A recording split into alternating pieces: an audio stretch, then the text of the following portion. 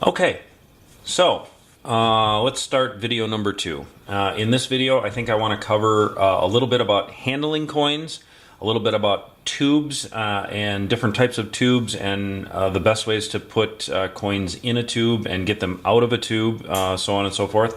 And for that, what I have here are several different types of tubes, and I'll explain a little bit about the benefits of all of them, none of them, whatever you want to call it. Obviously, first there are the square tubes. Square tubes are okay, they're fine, they stack well, they're definitely a little bit stronger than the round tubes are from that respect. I'm not a huge fan of square tubes, primarily because as you take the top on and off of the tube, the top of the inside of the tube tends to bend down just slightly, which makes getting the coins out of the tube a little bit more difficult. And so they tend to get caught on the little ridge here and they don't slide out very easily. So I'm not a huge fan of square tubes, although I know people who are extremely happy with them. Two different types of square tubes. If you notice, you'll see that the top one, the little corner ridges are not as well defined as the one on the bottom. The one on the bottom definitely has a much more pronounced corner ridge and therefore is a little stronger from that respect. So there's always that. Round tubes, there's several different types of round tubes. Most round tubes today are actually screw-on top round tubes, and that's good and bad. I've noticed that there are several types of Lincoln Cents that are very thick in terms of how many will fit into a tube. So 50 of them actually come over the top of a tube, and therefore you can't screw the tube on quite as well. So that's always a concern. A little bit different in terms of opaqueness. Some are clear, some have a little bit more of a semi-clear appearance to them. I guess I don't know the advantage or disadvantage to either. I've never noticed an advantage or disadvantage to either. So there's that's kind of what I use to store my everyday coins and my everyday rolls of coins.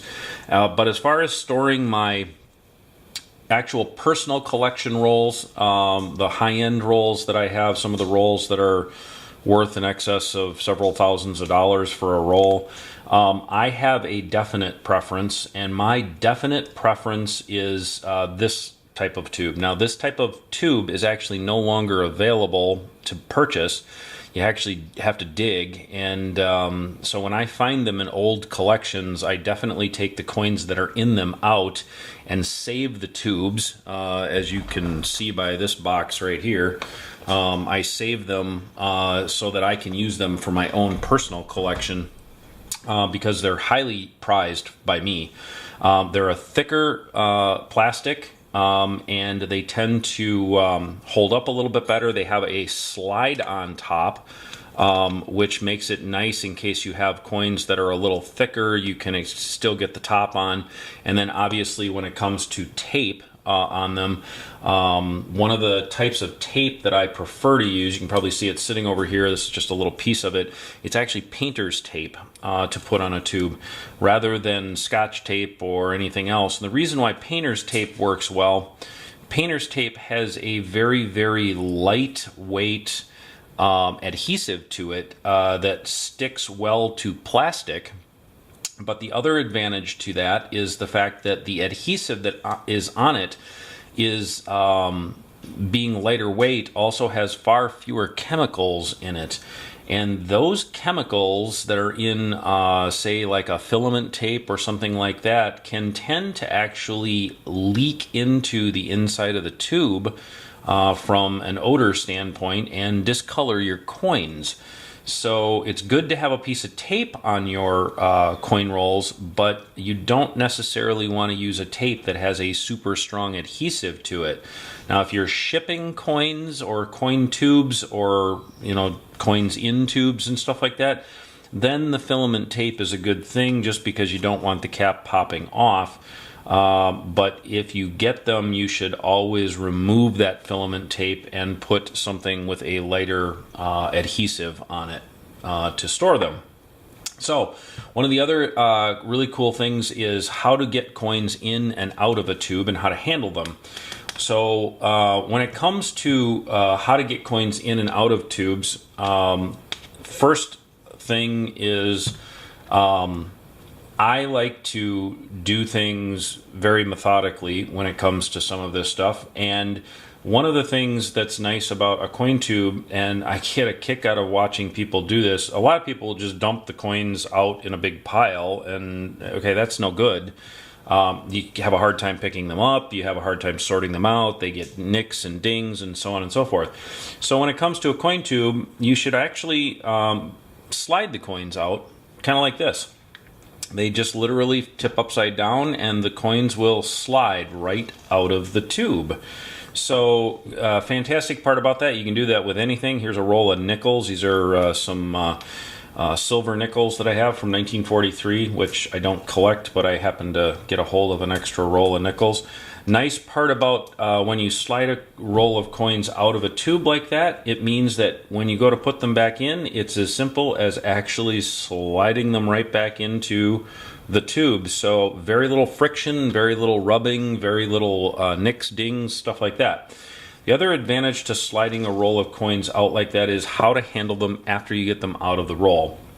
One of the things that I like to do is I like to what's called face my coins, which means that all heads are actually pointed up in a roll of coins, all tails then obviously are down. From that standpoint, it's also much easier for me to look at a coin one at a time and be able to actually see each one of those coins and look at it and inspect it and see what it is. I've been doing this for a while, so I can pick up 8 or 10 coins at a time and be able to hold them in my hand. However, it's probably not a good idea if you're new to doing this to pick up that many of them. You're probably best off to pick up 2 or 3 at a time so that you don't wind up dropping a coin or multiples of coins, because sometimes you just can't grip that many. The other interesting part about how I hold a coin is I always hold a coin between my thumb and my second finger because it's the longest finger on your hand. And as a result of that, it gives me the ability to actually use my other fingers on the same hand, if I happen to have a loop in this hand, and be able to turn the coin to be able to see the bottom of it rather than having to flip my hand upside down. So if you look at most professional coin graders and stuff like that, that's how they'll wind up doing it, is they'll be able to do it with just one hand so that they can look at the coin with the other hand. Always hold a coin from the edges, never ever hold a coin from the surfaces, the top and the bottom. Obviously there are 3 sides to every coin: obverse, reverse, and rim on a coin. So the other interesting portion about holding a coin is sometimes once in a while you'll actually find yourself dropping one into your hand or wherever, doesn't matter. If you happen to drop a coin in your hand, don't ever think that you can just let it sit there for any extended period of time. I'm going to grab a different coin from a different roll rather than that one and show you the reasons why. While you never should hold a coin, this is actually not all that great of a coin, so just to let you know, I'm not ruining anything that's valuable. If you grab a coin like this, obviously you're putting fingerprints on it, but most people don't also know that if you hold a coin like this, you're actually putting prints on it just as well. There's just as much oil in the palm of your hand as there is in the ends of your fingers. So if you happen to drop a coin in your hand like this, if you have a padded surface like what I have here, your best bet is to actually just simply drop it as quick as you can on that little surface right there. If you do happen to have a little glove or something like that, if you don't use gloves like I do, if you use gloves, obviously it's not a problem. You drop the coin in your hand, it's no big deal. But if you don't use gloves like I do, you can simply just pick the coin up with the glove like this, and for the most part you don't have to rub on it because all you're doing is getting off whatever little bit of skin oil was on the surface of the coin, and then you can put it back that way. I do not ever think that you should rub a coin heavily, at least a BU coin like this, in order to get anything off of it. Rubbing it is very evident to most coin grading services, and they'll be able to spot it in a heartbeat. So don't ever rub a coin from that respect.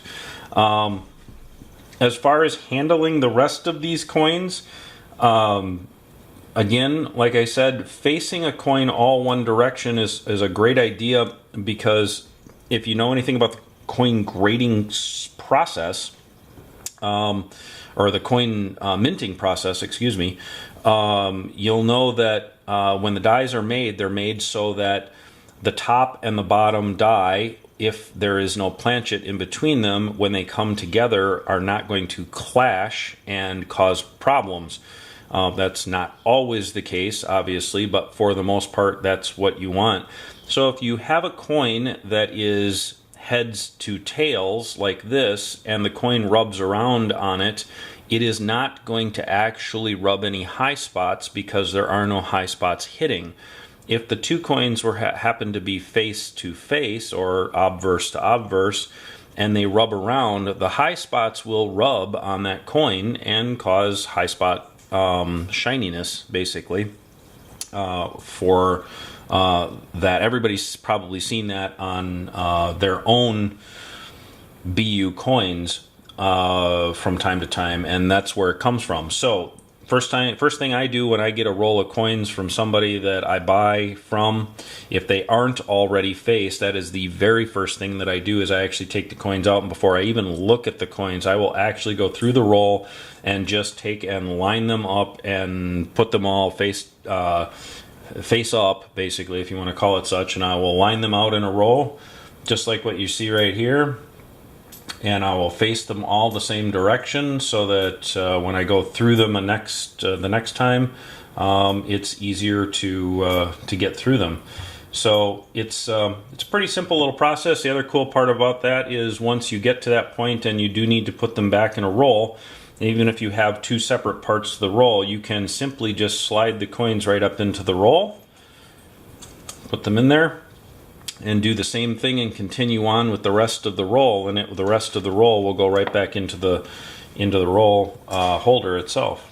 So that's a little bit about how to handle and hold a coin and how to deal with rolls. I'll talk a little bit more about some of the other things a little bit later in another video, but hopefully that helps. Thanks for watching, and hope to see you back.